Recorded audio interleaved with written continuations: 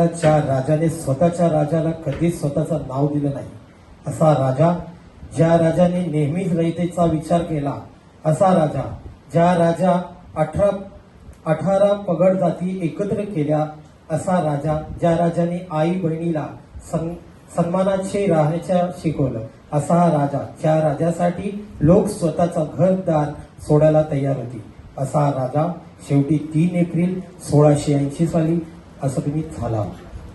सर्वांनी राजांना उभा राहून तीव्र भावनेचा मुजरा करायचा आहे.